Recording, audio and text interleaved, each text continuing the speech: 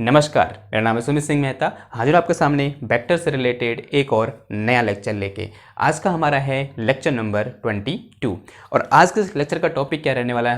हमारा टॉपिक है surface integral, जो ये क्या होने वाला है, एक मज़ेदार टॉपिक होने वाला है। ठीक है, तो शुरू करें इसको फटाफट। तो होता क्या है सरफेस इंटीग्रल, पहले इसको डिफाइन कर लेते हैं। इसके जो इंग्रेडिएंट होते हैं वो क्या क्या होते हैं। कहने का मतलब ये है कि सरफेस इंटीग्रल के अंदर क्या क्या चीज़ होती है और हमें किन किन चीज़ों की रिक्वायरमेंट होती है किसी सरफेस इंटीग्रल को करने से पहले या फिर उसको इवेल्युएट करने से पहले हमें क्या क्या चीज़ें चाहिए। ठीक है, वो एक बार डिस्कस कर लें। तो ऐसे लिखो, हेडिंग डालो क्या, सरफेस इंटीग्रल। तो कॉपी पेन निकालो और हेडिंग डालो क्या, सरफेस इंटीग्रल, सरफेस इंटीग्रल। ठीक है, तो थोड़ी देर के लिए एज ए इसको मैथमेटिकल सीखो। उसके बाद हाँ हम देखेंगे कि इसका क्या होता है फिजिक्स में एक बहुत खूबसूरती से क्या होता है, यूज होता है। और आपने इसका यूज क्लास 11th में किया हो, सॉरी क्लास 12th में किया हुआ है। किस चैप्टर में? आई थिंक जब आप गॉस थ्योरम पढ़ रहे थे ना, वहाँ पर आपने इस सरफेस इंटीग्रल का यूज किया हुआ है। ठीक है, तो अब आप थोड़ा बहुत आपको दिमाग से खुल रहा होगा कि मैंने वहाँ पर क्या डिस्कस किया था और या फिर कुछ इंटीग्रेशन जैसा वहाँ पर मैंने किया था या नहीं किया था। हमने वहाँ पर इंटीग्रेशन जैसा किया था,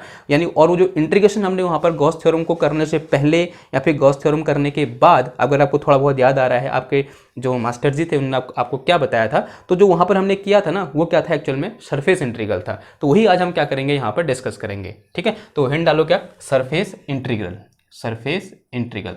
तो सबसे पहले इसकी डेफिनेशन के बारे में बात करते हैं।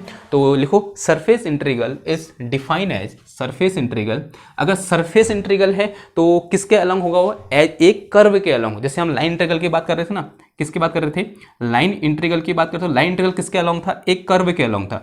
अगर मैं सरफेस इंटीग्रल की बात करूंगा तो सरफेस इंटीग्रल किसमें होगा, इन ए सरफेस या फिर अलोंग ए सरफेस। किसके अलॉन्ग होगा, अलोंग ए सरफेस। सरफेस कहने का मतलब कोई भी एक सरफेस, इस तरीके से ये सरफेस है। ठीक है, एक ऐसे रुमाल पकड़ो, रुमाल पकड़ लिया मैंने, रुमाल क्या है, एक सरफेस है। ठीक है, तो अलोंग दिस सरफेस, इस सरफेस, और इसको एस से रिप्रेजेंट कर देंगे हम। तो इस सरफेस के अलोंग जो इंटीग्रेशन होगा उसी को हम क्या बोलेंगे, सरफेस इंटीग्रल बोलेंगे। ठीक है, तो मैथमेटिकल कैसे डिफाइन करते हैं वो देखें। तो यहाँ पर लिखा आपने, तो सरफेस इंटीग्रल ऑफ ए, अब किसका निकलेगा, वेक्टर फंक्शन का निकलेगा। ठीक है, तो सरफेस इंटीग्रल, तो लिखो यहाँ पर surface integral of any vector function F over a surface S, over a surface S. ठीक है, surface S is define as, कैसे डिफाइन करते हैं हम उसको, इस तरीके से डिफाइन करते हैं कि इंटीग्रेशन, यहाँ पर जैसे लाइन इंटीग्रेशन में यहाँ पर हमने क्या लिखा था, सी लिखा था, कोई कर्व के लिए लिखा था, यहाँ क्या लिख देंगे हम, एस लिख देंगे।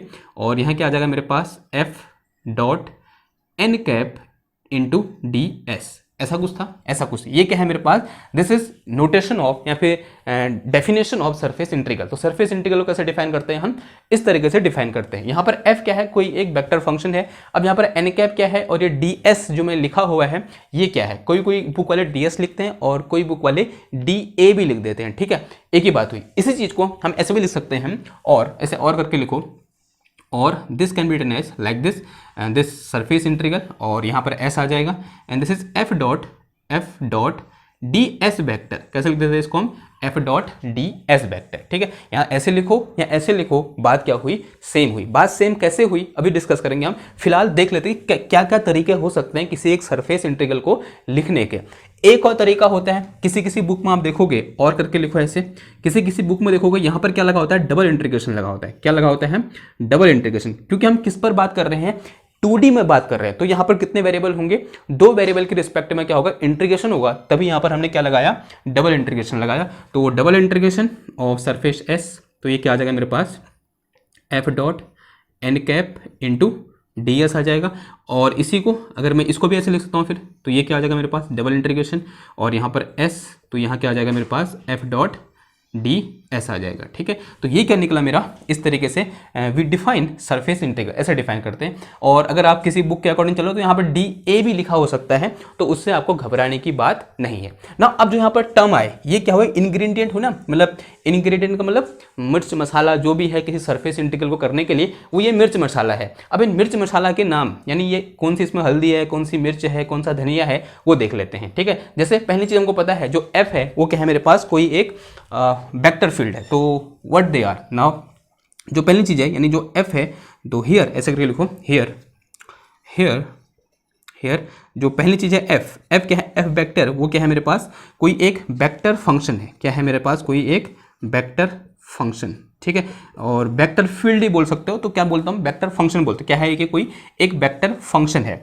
दूसरी चीज़ जो डी एस है वो क्या है, या फिर उससे पहले जो एस है, एस क्या है मेरे पास, जो एस लिखा है दिस इज सरफेस, ये क्या है मेरा कोई एक सरफेस है, ये क्या है मेरा कोई एक सरफेस है। This S is representing surface, किसी सरफेस को रिप्रेजेंट कर रहा है। सरफेस को रिप्रेजेंट कर रहा है, करने का मतलब क्या हुआ कि अगर मैं ये बोलूँ, ठीक है, ऐसे बगल में डायग्राम बना लेना है एक छोटा सा।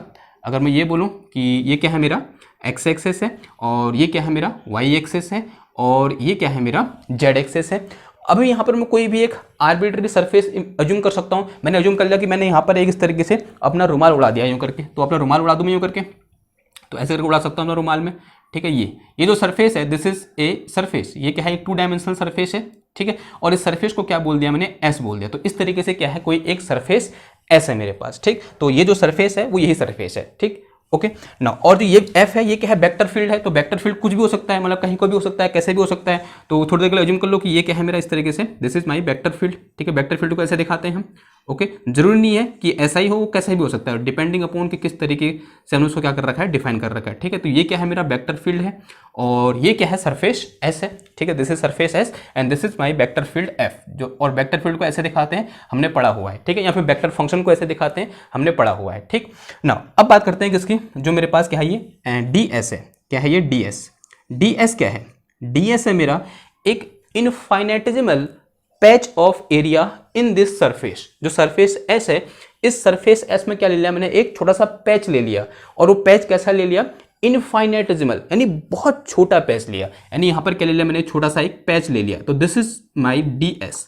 जो ये जो पैच है, ये पैच क्या है मेरे पास, दिस इज डी एस। जो ये पैच लिया है मैंने, ये क्या है मेरे पास, डी एस है। तो डी एस को क्या लिखूंगा मैं, यहां पर लिख दूंगा क्या, infinitesimal, infinitesimal, infinitesimal patch of area, PATCH, patch. Patch मतलब छोटी सी चीज। ठीक है, पैच, पैच करना, पैच। ठीक है, पैच समझ रहे हो ना, अंग्रेजी का वर्ड है, हिंदी में क्या कहते हैं मुझे पता नहीं है। पैच का मतलब समझो, भावना समझो कि पैच मतलब एक छोटा सा यहाँ पर कुछ अज्यूम कर लिया, दिस इज पैच। ठीक, जैसे अज्यूम कर लो, वो होता है ना, जैसे कपड़े सिले होते हैं, जैसे मेरा ये है, ये तो उसका है, मतलब सिल्क का है। जैसे आपके घर में पर्दे होंगे, या फिर ऊन के जो बुनती है हमारी मम्मी, तो जब ऊन बुनती है, तो जब एक धागा इधर से, एक धागा उधर से, अगर उन धागे के बीच में जूम करोगे तो आपको वहाँ पर एक पैच दिखाई देगा। तो दिस इज पैच। ठीक है, छोटा सा, अगर जूम कर, मोबाइल से फोटो खींचो उसकी, फिर जूम करो, ऐसे जूम करोगे तो पैच दिखाई देगा। ठीक है, वही चीज़ सॉस एंड डिडक्शन देखिए, तो उसमें धागों का खेल होता है ना, तो वैसे ही कुछ, मतलब वहाँ से गिनता है ना वो सॉस एंड डिडक्शन में, वैसा ही कुछ, मतलब पैच। पैच का मतलब समझ रहे हो ना, ज़्यादा नहीं जाते उस पर। पैच का मतलब एक कुछ चीज़ यहाँ पर है।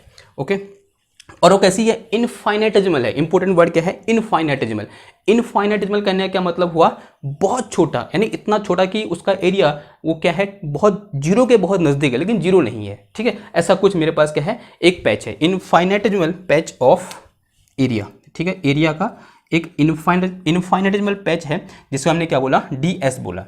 अब एक इंपॉर्टेंट चीज ये है कि ये एन वेक्टर क्या है, N vector, this N vector is normal to the, या फिर unit normal to the surface. ये चीज क्या है मेरे पास, this is unit normal, unit normal to the surface. ठीक है, जो सरफेस एस है, सरफेस एस। ठीक है, सरफेस एस के जो यूनिट नॉर्मल है, ये सरफेस है मेरे पास, और इसके यूनिट नॉर्मल, ये यूनिट नॉर्मल, ये कैसे है यहाँ पर perpendicular, this is an cap. तो ये क्या है मेरा, एन कैप है। नाउ अगर आपका दिमाग चल रहा है, आप तो बोलोगे कि सर जी ये तो यूनिट नॉर्मल ऐसे होगा, तो यूनिट नॉर्मल ऐसे भी तो हो सकता है, यानी ये जो मेरे पास यूनिट वेक्टर एन कैप है ये किसी सरफेस के ऊपर को भी हो सकता है, नीचे को भी हो सकता है, तो ये कहाँ को होगा? देखो मैं क्या कहना चाह रहा हूँ, अगर मैं ये बोलूँ कि ये मेरे पास क्या है, एक सरफेस है, ठीक, ये एक सरफेस है ना, ठीक है, एक ये कैसी है, सर्कुलर सरफेस है, तो इसमें यूनिट वेक्टर ऐसे भी हो सकता है परपेंडिकुलर, और ऐसे भी हो सकता है, तो कौन सा वाला लेंगे हम? तो आंसर है कोई भी ले सकते हैं, ठीक है। ऐसा कोई मतलब वो नहीं है कि रूल नहीं है कि हमें ये ऊपर वाला लेना है और हमें ये नीचे वाला ही लेना है, ठीक है, ऐसा कोई रूल नहीं है, तो दोनों वहाँ पर हो सकते हैं। क्लियर है बात? ओके, तो कोई ऐसा मतलब ऐसे रूल निर्धारित नहीं किया है, या बोल सकते हैं the direction of N cap is unclear, ठीक है, ध्यान सुनना, the direction of N cap is unclear, ऐसा लिख सकते हैं, यानी अनक्लियर है वो, यानी कहाँ की हो और होगी उसकी डायरेक्शन, हम कहाँ की ओर लेंगे वो क्या है, अनक्लियर है। तो सॉल्यूशन में क्या होगा, हम सॉल्व करते रहेंगे, जहाँ मन करे वहाँ लेके, मतलब ऊपर को मन करे ऐसे लेके या फिर ऐसे लेके सॉल्व करते हुए रहेंगे, और जो हमारा आंसर होगा वही क्या होगा, सही होगा। अगर आप किसी कॉम्पिटेटिव एग्जाम में बैठे हो तो उनमें से वही आंसर सही होगा जो एक को लेने में आ रहा होगा, यानी दोनों आंसर वहाँ पर नहीं होंगे। जैसे 4 ऑप्शन आएंगे तो 4 ऑप्शन में दोनों आंसर नहीं होंगे, ठीक है, ऑब्वियसली बात है, जब मैं नीचे को लूंगा तो नेगेटिव आ जाएगा, ऊपर को लूंगा तो क्या आ जाएगा, पॉजिटिव आंसर आएगा, ठीक है, उसमें चेंज नहीं होगा क्योंकि ये क्या है, यूनिट वेक्टर है, उसके मैग्नीट्यूड में चेंज नहीं होगा, प्लस और माइनस में चेंज हो सकता है लेकिन मैग्नीट्यूड में चेंज नहीं आएगा। तो यहाँ पर क्या है, जो एन कैप की डायरेक्शन है कि वो एन कैप की डायरेक्शन कहाँ की ओर होगी, उसमें क्या है, थोड़ा बहुत डाउट है, मुझे डाउट नहीं है, डाउट बुक में ऐसा लिखा है कि डाउट है, यानी अनक्लियर है, अस्पष्ट है, समझ में आ रही बात? तो हम यहाँ भी कहने का मतलब यही हुआ बुक वाले का कि हम ऐसे भी ले सकते हैं और ऐसे भी ले सकते हैं। क्लियर इतनी बात? ठीक, ओके। नाउ तो एन कैप क्या बोला हमने, unit normal to the surface, normal आ गया तो नॉर्मल मतलब in the direction of perpendicular to the surface हो गया, तो unit normal to the surface S. ना अब देखो, अब यहाँ पर जो एस वेक्टर है तो इसे कैसे डिफाइन करेंगे हम, तो इन दोनों को मिलाकर जो बना, जो ये दो मेरे पास चीज़ है, इन दोनों को जब मिलाया तो मुझे मेरे पास क्या आया, डी एस वेक्टर आया। तो डी एस वेक्टर को कैसे डिफाइन कर दूंगा मैं, तो डी एस एक्चुअल में डी एस का था, एरिया था एक, तो ये क्या हो जाएगा, एरिया वेक्टर हो जाएगा, लेकिन इस एरिया वेक्टर की डायरेक्शन कहाँ की ओर होगी, परपेंडिकुलर टू द सरफेस, तो ये क्या हो जाएगा मेरा एरिया वेक्टर। तो this is area vector, area vector perpendicular to the surface, perpendicular to the surface, ठीक है, ये क्या होगा, सरफेस के क्या होगा, परपेंडिकुलर होगा दिस एरिया वेक्टर। क्लियर है बात? तो ये क्या हो गए, इससे रिलेटेड जो इंग्रेडिएंट हैं वो हो गए। एक चीज और, ये तो क्या सरफेस है, एक ओपन सरफेस है, अगर मेरे पास जो सरफेस है वो कैसी हो, क्लोज सरफेस हो, तब जो कैलकुलेशन होगा उसमें कोई फर्क नहीं पड़ता है, लेकिन जो नोटेशन है उसमें फर्क पड़ जाता है। यानी यहाँ पर क्या क्या लग जाएगा, एक अंडा लग जाएगा, जैसे कि हमने लाइन इंटीग्रल अलोंग ए क्लोज कर्व पढ़ा था, तो वहाँ पर क्या आया था, इस तरीके से अंडा आ गया था। इन द सेम वे यहाँ पर भी क्या आ जाएगा, एक अंडा आ जाएगा, ठीक है। तो अगर मैं ये बोलूँ कि surface integral over A close curve, surface integral over a closed curve नहीं, सॉरी, क्लोज्ड सरफेस, ये क्या आ जाएगा मेरे पास, दिस इज इंटीग्रेशन, ऐसे यहाँ पर क्या लगा दो एंडा, and this is F dot N cap into कितना आ जाएगा, डी एस आ जाएगा, कितना आ जाएगा, F dot N cap into कितना आया, डी एस आ गया। इसी को ऐसे लिख सकते हो आप और करके, ठीक है, और कहीं कहीं ऐसे लिखा होगा आपको ये चीज़, तो ये आ जाएगा मेरे पास कितना, F dot N cap into D S, ठीक है। बात क्या हुई, सेम हुई। तो ये अंडा क्या दिखा रहा है, दिस अंडा इज रिप्रेजेंटिंग क्लोज, कि जो कर्व है हमारा या फिर जो सरफेस है हमारा वो क्या सरफेस है, क्लोज सरफेस है। क्लोज सरफेस कहने का मतलब ये हुआ कि इस तरीके से कि अगर मेरे पास ये x है, ये y है, x y z, और मैंने यहाँ पर क्या रख दिया, एक स्फीयर रख दिया, ठीक है, ऑफ एट द सेंटर, जो कहाँ पर है, सेंटर पर है, और अब यहाँ से कोई वेक्टर फील्ड f लगा दिया मैंने यूँ करके, ठीक है, यूं करके एफ वेक्टर फील्ड का लगा दिया, एफ लगा दिया, तो ये क्या है, एक क्लोज सरफेस से क्या हो रहा है, कोई एक फ्लक्स क्या कर रहा है, पास कर रहा है, तो दिस इज क्लोज सरफेस। तो ये क्या सरफेस होगा, स्फीयर है, सर्कल नहीं है, क्या है, स्फीयर है, फुटबॉल, तो फुटबॉल है तो वो फुटबॉल कैसी हुई, एक क्लोज सरफेस हुई, ठीक है। जो सर्कल क्या हुआ, क्लोज कर्व हुआ, ठीक है, इसमें थोड़ा बहुत कन्फ्यूज हो सकता है आपको। ये क्या है, क्लोज्ड सरफेस है, क्योंकि स्फीयर के पास सरफेस होती है और सर्कल के पास कोई सरफेस नहीं होती है, ठीक। तो ये बात क्लियर है आपको इतनी ना। अब बात करते हैं किसकी, अब ये क्वेश्चन आना चाहिए आपके दिमाग में कि इसका ओरिजिन कहाँ से हुआ, कि हाउ जो सरफेस इंटीग्रल है उसका राइज या फिर कैसे ये सरफेस इंटीग्रल प्रैक्टिस में आया, ठीक है। और प्रैक्टिस में कब आता है, कोई भी चीज़ प्रैक्टिस में कब आती है, जब हमें उस चीज़ की ज़रूरत पड़ती है। फॉर एग्जाम्पल, आप लोग किताब कब खोलते हो, जब पेपर नज़दीक आते हैं, जब आपको उसकी ज़रूरत पड़ती है। उस तरीके से ये सरफेस इंटीग्रल एक मैथमेटिकल टर्म है, ये फिजिक्स में आया या फिर हमारे इस ज़िंदगी में हमसे ये मिला। क्यों? क्योंकि इसकी कहीं ना कहीं क्या पड़ी होगी, नीड आई होगी इस दुनिया में, ठीक। और वो नीड कब आई आपको पता है? जब आप क्लास 12th में आपने सबसे पहली बार क्या पढ़ा? फ्लक्स पढ़ा, ठीक है। आपने फ्लक्स को कुछ ऐसे डिफाइन किया था कि flux is a number of field line passing through per unit या फिर पर यूनिट टाइम, ठीक है। किसी एक सरफेस से यूनिट टाइम में कितने नंबर ऑफ फील्ड लाइन या फिर इलेक्ट्रिक फील्ड लाइन पास हो रही हैं, उसी को हमने क्या बोला था? फ्लक्स बोला था। और एक पूरे सरफेस से कितना फ्लक्स पास हो रहा है उसको हमने किसकी हेल्प से फाइंड किया था? इसी सरफेस इंटीग्रल की हेल्प से क्या किया था? फाइंड किया था। तो ठीक है, तो आप यहाँ पर लिख दोगे ऐसे कि नोट पर लिख दोगे, एक इंपॉर्टेंट चीज है कि this surface integral is used to describe flux. किसको डिस्क्राइब करने में यूज होता है? ये फ्लक्स को डिस्क्राइब करने में यूज होता है, ठीक है। तो यहाँ पर ये टर्म हमें समझना क्या है? जरूरी है। कभी कभी वो यही बोल सकता है कि या फिर a surface is placed in a particular vector field, find the flux passing through that surface, ठीक है। आपको वो सरफेस डिफाइन कर देगा कि एक सरफेस है और वो एक पर्टिकुलर वेक्टर फील्ड में रखी हुई है और आपसे बोलेगा कि उस सरफेस से कितना फ्लक्स पास कर रहा है। तो एक्चुअल में आपसे क्या फाइंड करने को बोल रहा है? सरफेस इंटीग्रल फाइंड करने को बोल रहा है, ठीक है। तो यहाँ पर आपको कन्फ्यूजन नहीं होना चाहिए, ठीक। तो यहाँ पर ये टर्म क्या है, नोट करना इंपॉर्टेंट है। तो यहाँ पर लिख दो, सरफेस इंटीग्रल रिप्रेजेंट फ्लक्स। किसको डिस्क्राइब करता है? फ्लक्स पासिंग थ्रू सरफेस, ठीक। किसी सरफेस से कितना फ्लक्स पास कर रहा है उस चीज़ को क्या करता है? ये डिफाइन करता है। तो इसे मिटाओ, ठीक है, चलो मिटा सब मिटाते हैं। आपने कल वाली वीडियो देखी, उसमें थोड़ा गड़बड़ हो गया यार। क्या गड़बड़ हुआ उसमें? कैमरे की वजह से उसमें सब लाल पीला हो गया। मतलब दिख रहा है थोड़ा बहुत, लेकिन बहुत मतलब वो हो गया, ब्राइटनेस ज़्यादा होगी। एक्चुअल में हुआ क्या, कैमरा में वो सेटिंग डिफ़ॉल्ट हो गई। अगर सेटिंग डिफ़ॉल्ट होगी तो यहाँ पर जो लाइटिंग है उसके अकॉर्डिंग नहीं हुई हो, और मैंने ध्यान नहीं दिया जब मैंने रिकॉर्डिंग का बटन दबाया तो पूरा गड़बड़ हो गया। मतलब उतना गड़बड़ नहीं हो रखा, थोड़ा बहुत गड़बड़ हो रखा है, ठीक है। आप लोग उसको देखना, अगर आपको मतलब ऐसा लगे कि कुछ ज़्यादा ही गड़बड़ है तो मुझे बताना, मैं उसको दोबारा रिकॉर्ड कर दूंगा। उतनी लंबी वीडियो है, फिर मैं उसको उसमें दोबारा रिकॉर्ड करूँ। देखो उसमें उतनी ताकत नहीं है, बहुत गर्मी हुई थी। वो 50 मिनट की वीडियो है, पसीना पसीना हो गया था मैं वहीं पर, ठीक। तो फिर मैंने कहा अभी इसको ऐसे डाल देता हूँ, फिर बच्चे जो कहेंगे उसके अकॉर्डिंग करेंगे, ठीक है। तो उसको देख लेना एक बार, ठीक। फिर बता देना मेरे को कि मतलब सर मतलब सही है या नहीं है, ठीक। तो आए वापस आए, ठीक। तो कहाँ थे हम? क्या बोल रहे थे कि कुछ तरीके से बोल रहे थे कि सरफेस इंटीग्रल जो है वो किस चीज़ को डिस्क्राइब करता है, ठीक है। तो ऐसे लिखो यहाँ पर, दिस थिंग दो surface integral S F dot N D S N cap D S represent flux passing through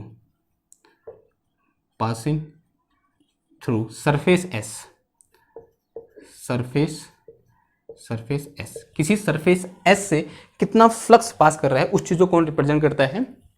ये लाइन इंटीग्रेशन, सॉरी ये सरफेस इंटीग्रेशन रिप्रेजेंट करता है, ठीक है। इतनी बात क्लियर है आपको नाउ। अब एक चीज़ यहाँ पर आई इंपॉर्टेंट चीज़ है कि अब मुझे क्या करना है? कैलकुलेशन या फिर कंप्यूटिंग सरफेस इंटीग्रल। लिखो यहाँ पर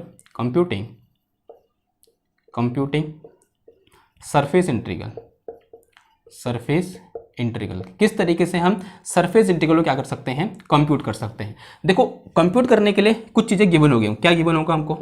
देखो जनरली क्या गिवन होता है? एफ गिवन होता है, जो वेक्टर फील्ड है वो क्या होता है हमको? गिवन होता है। और एक सरफेस गिवन होता है, एस भी गिवन होता है हमको। क्या गिवन होता है? एस भी क्या होता है? गिवन होता है। एफ एंड एस क्या होते हैं? हमको गिवन होते हैं, मतलब मोस्ट ऑफ द क्वेश्चन में। अब अगर एस और एफ गिवन है तो मुझे चाहिए क्या? एक तो इस सरफेस के यूनिट नॉर्मल चाहिए, और क्या चाहिए? उस सरफेस पर एक छोटा सा पेंच चाहिए, पेंच नहीं पेच चाहिए, ठीक है, PATCH, ठीक है। यहाँ बोल सकते हैं छोटा सा एरिया चाहिए, यानी एरिया एलिमेंट बोल दो। अगर आपको पेच कहने में थोड़ी दिक्कत हो रही है तो क्या बोल दो उसको? एरिया एलिमेंट बोल दो, ठीक है। तो एक एरिया एलिमेंट चाहिए उस पर्टिकुलर सरफेस में, और एक क्या चाहिए मेरे को? उस सरफेस के यूनिट नॉर्मल चाहिए, ठीक है। अब कैसे फाइंड करेंगे? देखो सबसे पहले क्या लेते हैं? एक सिंपलेस्ट केस लेते हैं, और तो इससे पहले लिखो यहाँ पर now we need to compute. तो यहाँ पर लिखो यहाँ पर टू कंप्यूट सरफेस इंटीग्रल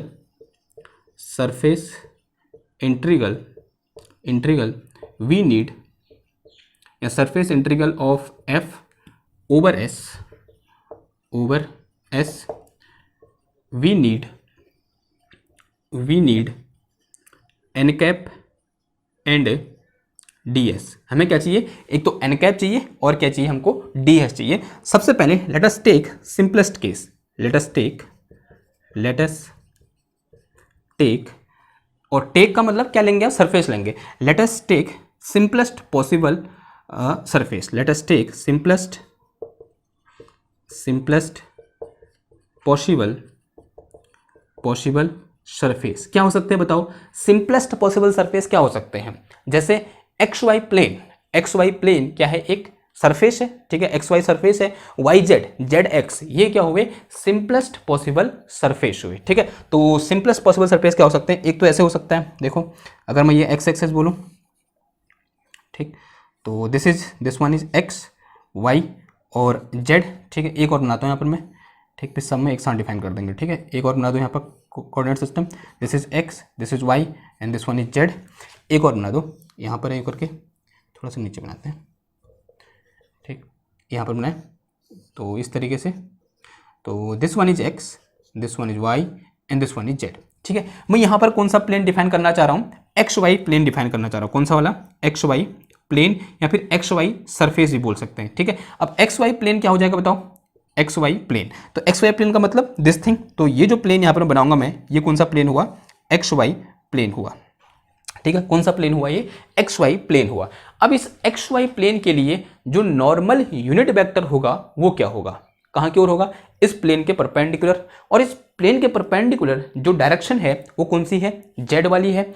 और हम जानते हैं जेड डायरेक्शन में जो यूनिट नॉर्मल होता है वो क्या होता है, जेड कैप या फिर के कैप होता है, ठीक है। तो यहाँ पर जो यूनिट नॉर्मल हो जाएगा वो यहाँ तो यहाँ, अब देखो यहाँ तो वो ऐसे होगा, यहाँ वो कैसे होगा, ऐसे होगा, ठीक है। यूनिट नॉर्मल दो हो सकते हैं ना यहाँ पर, या तो वो ऐसे हो सकता है प्लस जेड डायरेक्शन में, या कैसे हो सकता है वो माइनस जेड डायरेक्शन में। तो यहाँ पर इस पर्टिकुलर प्लेन के लिए जो एन कैप की वैल्यू होगी वो प्लस माइनस एक्स कैप होगी। क्या होगी, प्लस माइनस एक्स कैप। क्यों बोल रहा हूँ प्लस माइनस एक्स कैप नहीं, क्या है ये, जेड कैप। क्या होगी, प्लस माइनस जेड कैप होगी। तो this one is for plus Z cap and this one is for minus Z cap, ठीक है। तो नीचे की ओर क्या होगा, माइनस जेड, ऊपर की ओर क्या होगा, प्लस जेड होगा ना। अब हमें क्या चाहिए, इसमें क्या चाहिए, एक पैच चाहिए, यानी पेज चाहिए, ठीक है। तो इस तरीके से मैं यहाँ पर एक एरिया एलिमेंट अज्यूम कर सकता हूँ, नहीं कर सकता हूँ, ये मैंने कर दिया, ठीक है। एक एरिया एलिमेंट अज्यूम कर दिया ना। अब एरिया एलिमेंट होगा कितना, अगर मैं ये बोलूँ, ये क्या होगा बताओ, ठीक है। ये चीज़ अगर मैं इसके अलॉन्ग बोलूँ, एक्स एक्स के अलॉन्ग, तो this thing will B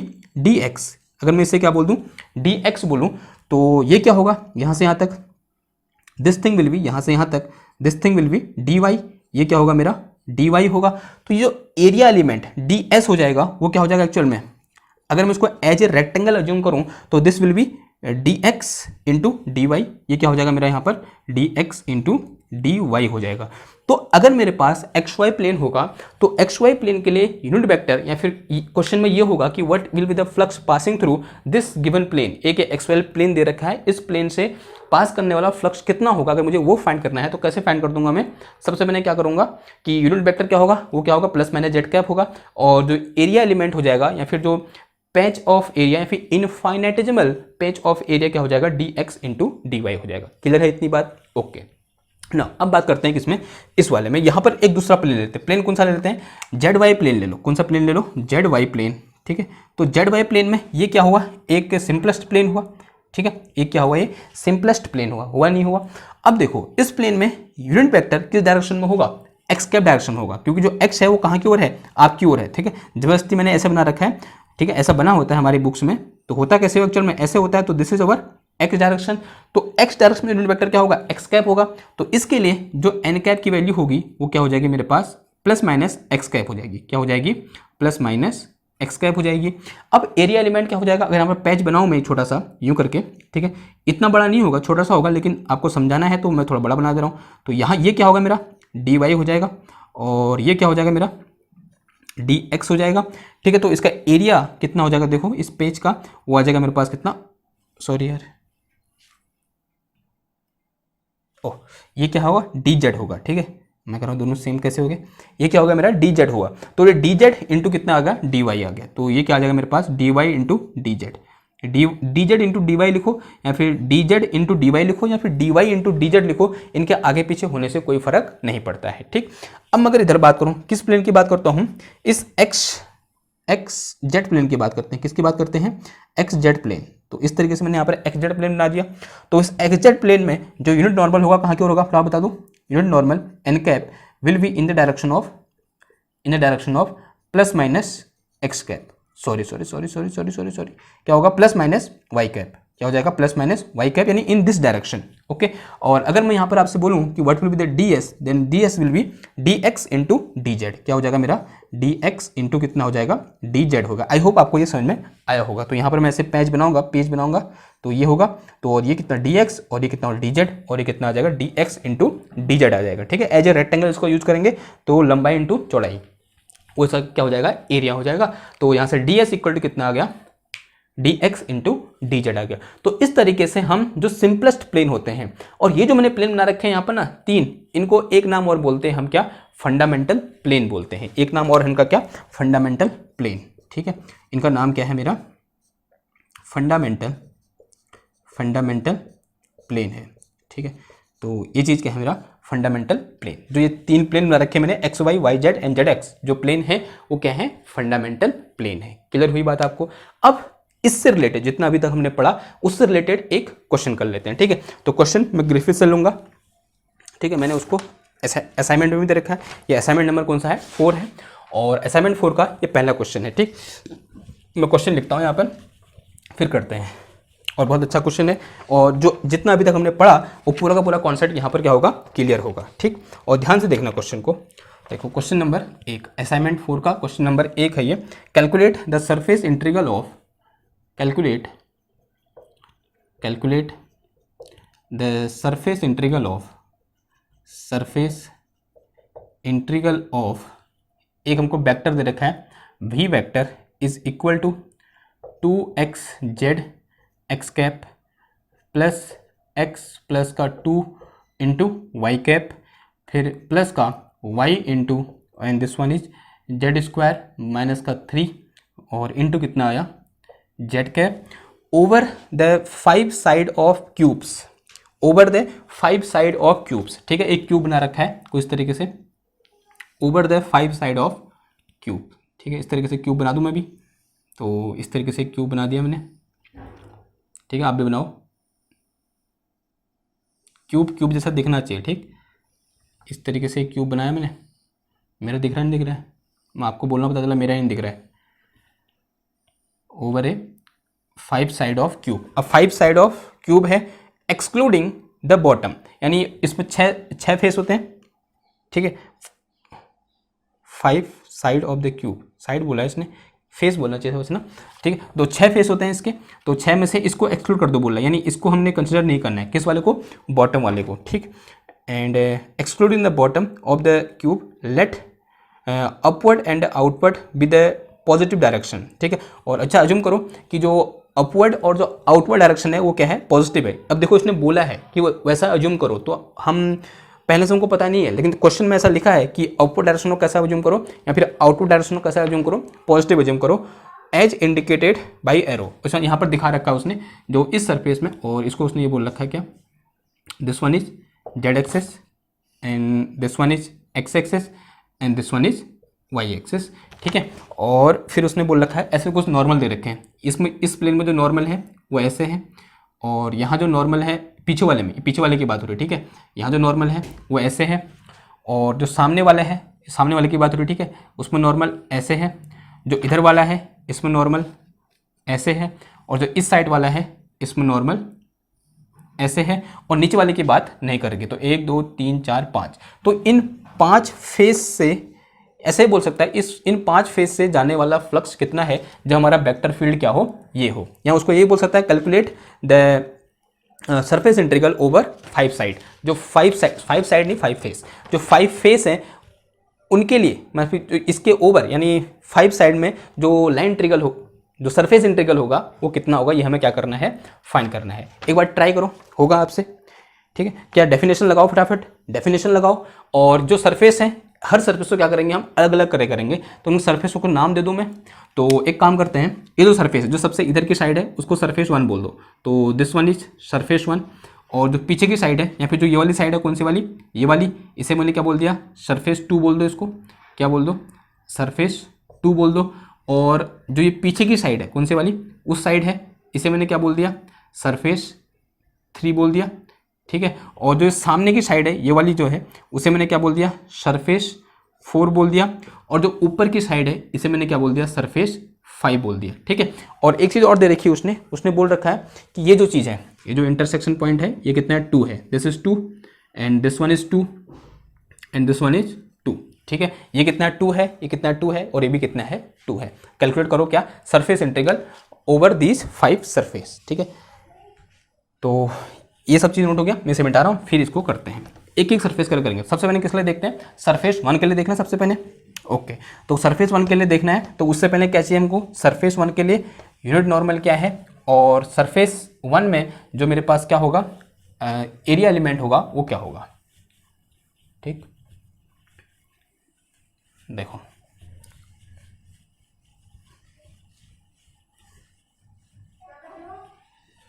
okay, now सबसे पहले क्या देखो, फॉर सरफेस 1, तो सॉल्यूशन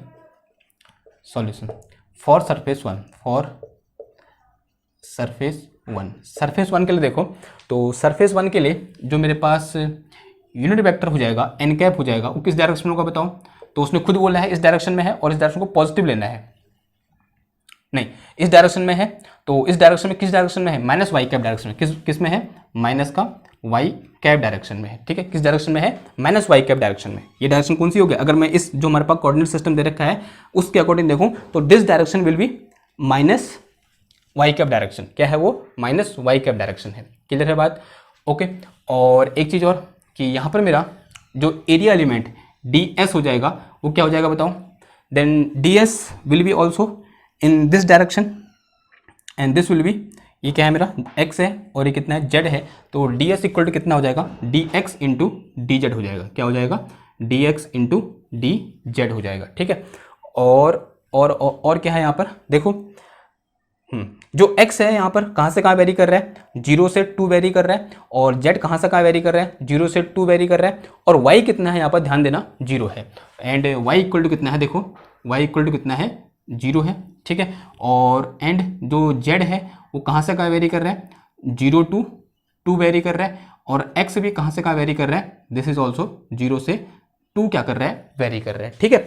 तो ये क्या हो जाएगा, लिमिट हो जाएगी। लेकिन ध्यान देना ये सिर्फ इस केस में है, आगे आने वाले चैप्टर में कुछ अजीब होने वाला है। ठीक, मतलब अजीब क्या होने वाला है, ऐसे हम वहाँ पर लिमिट नहीं रख सकते, कुछ मतलब ऐसे प्लेन आएंगे जहाँ पर हम ऐसे सीधे डायरेक्ट लिमिट नहीं रख सकते। क्लियर। अब देखो फिलहाल उन जो मैंने बोला उसको भूल जाओ, लेकिन यहाँ इस पर कंसंट्रेट करो। तो अब क्या करना है हमको, इंटीग्रेशन फाइंड करना है। तो ये इंटीग्रेशन एस एफ डॉट, अब एफ डॉट क्या निकालो पहले, क्या निकालो सबसे पहले, एफ नहीं, एफ की जो कितना है वी है, तो V dot N cap D S find कर दो। तो this will be equal to V dot, V कितना है मेरे पास, ये है। अभी वाई कैप है, वाई कैप वाला सिर्फ इसके साथ मल्टीप्लाई होगा, तो ये तो सब 0 हो जाएंगे। तो वाई कैप वाला इसके साथ, तो ये आ जाएगा मेरे पास कितना, माइनस का, दिस वन भी माइनस का क्या आ जाएगा, ये x प्लस 2, माइनस का x प्लस 2 आ गया। ठीक है। और फिर इंटू में डी एस है, तो डी एस के जो कितना आ जाएगा मेरे पास, ये D X into D Z आ जाएगा। ये समझ में आई बात। ये मैंने क्या किया यहाँ पर, कुछ नहीं किया है, सिर्फ मैंने v और n कैप क्या है, माइनस वाई कैप है, दोनों को क्या कर दिया, डॉट प्रोडक्ट निकाल दिया। तो सिर्फ ये वाला बचेगा यहाँ पर, और यहाँ क्या आ जाएगा, ये वाला माइनस आ जाएगा, तो माइनस का x प्लस 2 आ गया।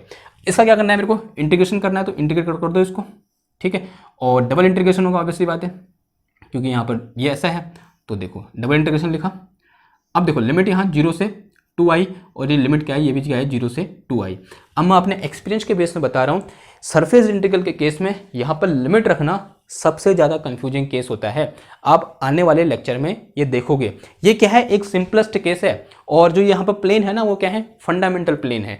जैसे ही हम फंडामेंटल प्लेन से थोड़ा सा अपने प्लेन को क्या करते हैं, वेरी करते हैं, यानी वो जो प्लेन कंसिडर करते हैं वो फंडामेंटल प्लेन नहीं होता है, तब यहाँ पर जो लिमिट रखने पर मतलब पूरी महाभारत हो जाती है कभी कभी, ठीक है। मतलब बहुत ज़्यादा क्या है, कंफ्यूजिंग है, ठीक। लेकिन हम उसको क्या करेंगे, पूरी तरीके से क्लियर करेंगे। लेकिन अभी अगर ऐसा सिंपलेस्ट केस हो, यानी सारे के सारे प्लेन कैसे हों, फंडामेंटल प्लेन हो, तो लिमिट कैसे रख देनी है, डायरेक्ट रख देनी है, जो हमको यहाँ दे रखी है, ठीक है। तो ये क्या आ गई, इस तरीके से लिमिट आ गई। तो उसको सॉल्व कर दो, तो माइनस बाहर आ जाएगा। ओके, पहले जेड को कर दो, तो जेड का कितना हो जाएगा, जेड हो जाएगा।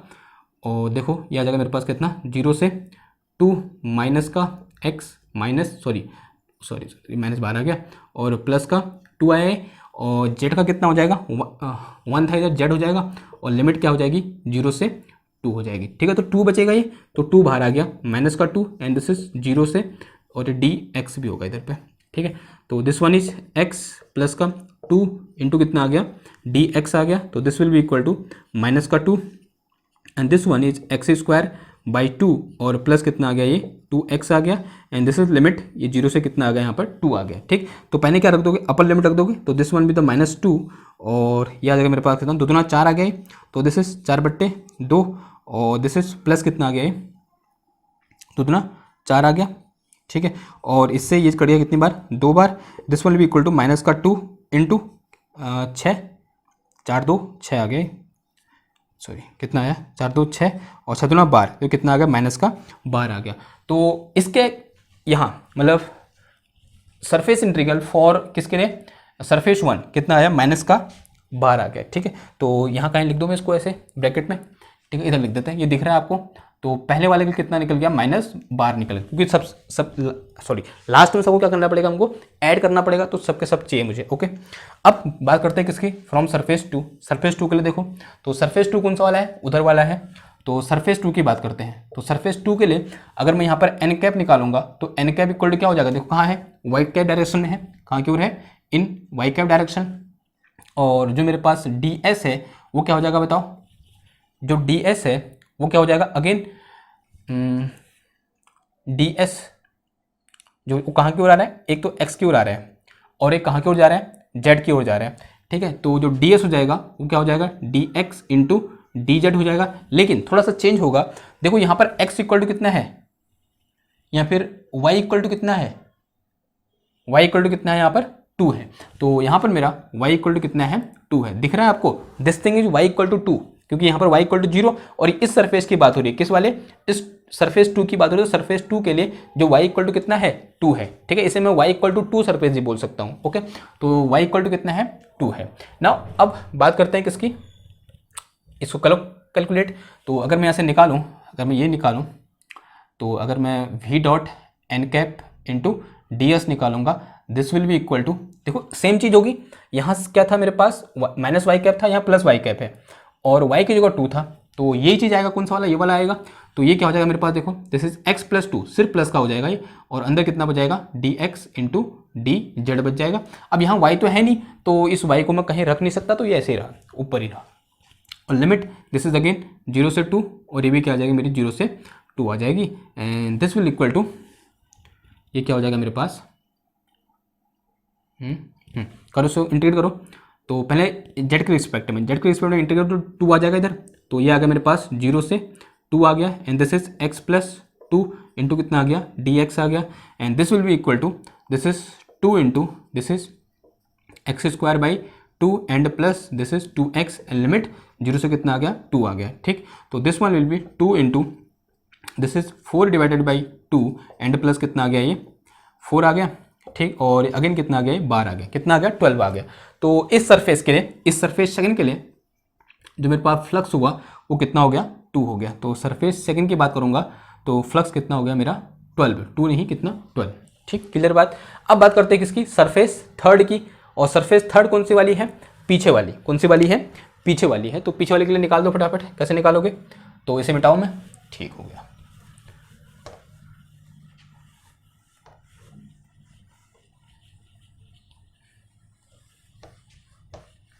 ठीक, सरफेस थर्ड के लिए देखो, करो एक बार खुद से करो, सरफेस थर्ड के लिए क्या निकल के आता है, for surface third, surface third कौन सी वाली है, पीछे वाली, यानी पीछे वाली, ठीक है। और उसके लिए सरफेस थर्ड के लिए एक चीज़ हमको पता है कि सरफेस थर्ड कहाँ पर है, यहाँ पर है, यानी उसके लिए x इक्वल टू कितना होगा, 0 होगा। तो सरफेस थर्ड के लिए x इक्वल टू कितना है, 0 है। अब एन कैप कहाँ की ओर का बताओ, एन कैप होगा कहाँ की ओर, वहाँ की ओर, और यानी वो कौन सी डायरेक्शन है, माइनस का एक्स कैप है वो, तो यहाँ पर जो एन कैप होगा वो क्या होगा एक्चुअल में माइनस का एक्स कैप डायरेक्शन में होगा। और अगर मैं यहाँ पर किसकी बात करूँ, उस पैच की बात करूँ या फिर एरिया एलिमेंट की बात करूँ, डी एस इक्वल टू क्या हो जाएगा मेरे पास, कहाँ कहाँ जा रहा है ये, एक तो कहाँ है वाई एक्सेस में है और एक जेड एक्सेस में है, तो क्या आ जाएगा ये D Y into D S आ जाएगा, sorry D Y into D Z आ जाएगा, D Y into D Z, D Y into D Z and और एक्स इक्वल टू 0। ठीक, तो करो आप इंटीग्रेशन करो फिर, तो क्या आ जाएगा इंटीग्रेशन, तो डबल इंटीग्रेशन क्या हो जाएगा यहाँ पर मेरे पास V vector dot N cap into कितना आ जाएगा D S, this will be equal to, ना एन कैप की जो कितना है माइनस एक्स कैप, यानी सिर्फ किसके साथ डॉट प्रोडक्ट होगा, इस वाले के साथ, और के साथ कितना हो जाएगा 0, तो यहाँ पर मेरे पास क्या आ जाएगा, तो this will be equal to, ये माइनस साइन है तो माइनस आ जाएगा सबसे पहले, तो माइनस का 2x जेड आएगा। ठीक है, क्या आ जाएगा माइनस का 2x जेड। ठीक, और फिर कितना आ गया dx, यानी ये इतना पार्ट कितना है माइनस का 2x Z and this is dy into कितना आया dz आया।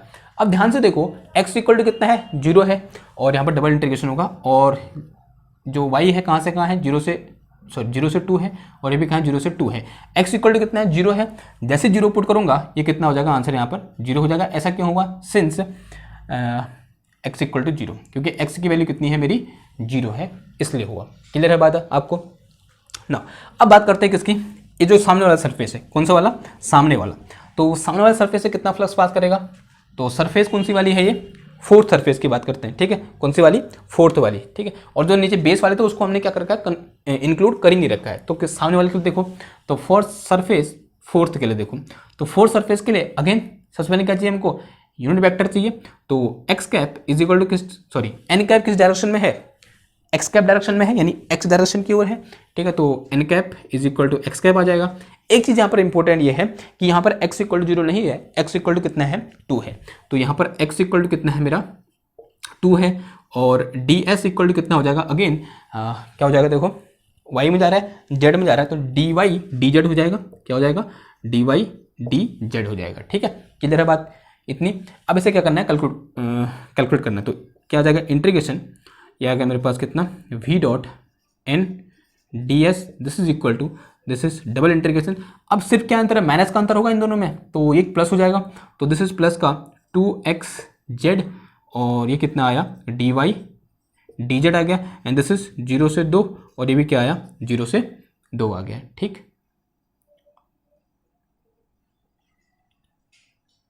वाई जेड 0 से 2। ठीक, ओके।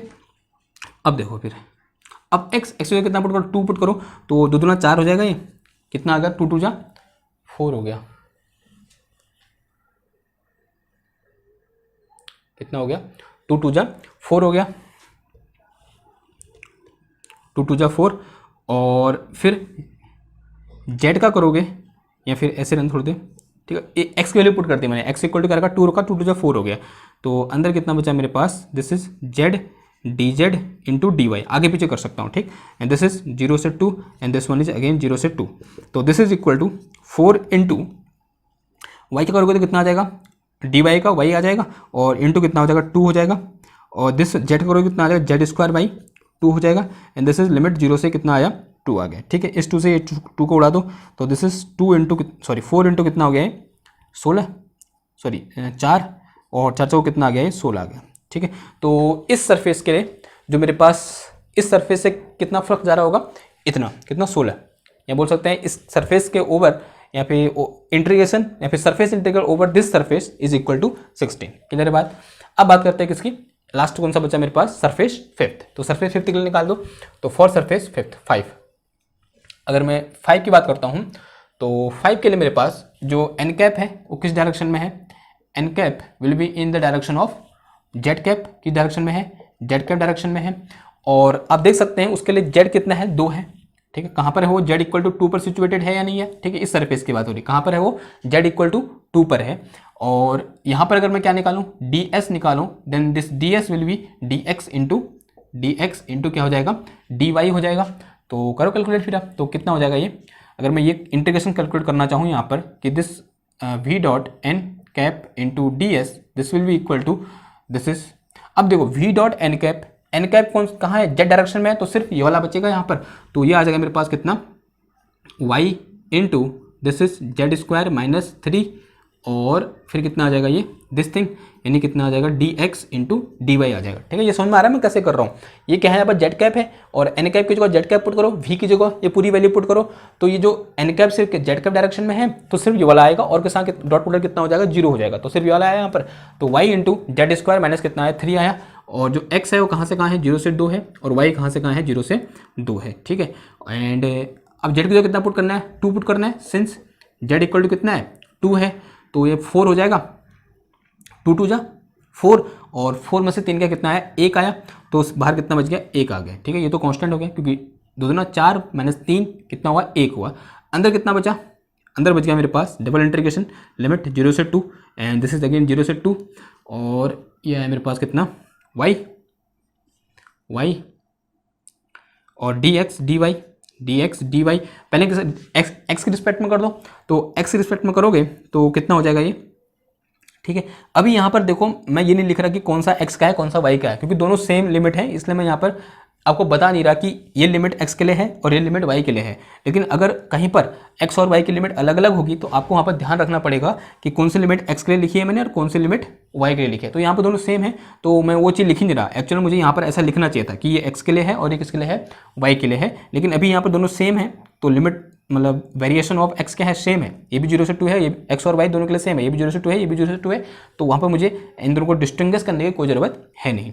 तो x के रिस्पेक्ट में करोगे तो x का x हो जाएगा, सॉरी dx का x हो जाएगा, और x में लिमिट पुट कर दो 2 आ जाएगा, तो यहाँ से 0 से कितना आया, 2 आया, और ये y इंटू कितना आ गया, dy हो गया, एंड दिस इज 2 इंटू ये आ गया मेरे पास कितना, Y square divided by 2 and this is limit 0 से 2, इससे कैंसिल, ये कितना आ गया मेरे पास यहाँ पर 4 आ गया, कितना आ गया ये 4 आ गया, और ये 16 आया, अरे यार, और ये 0 आया इधर से।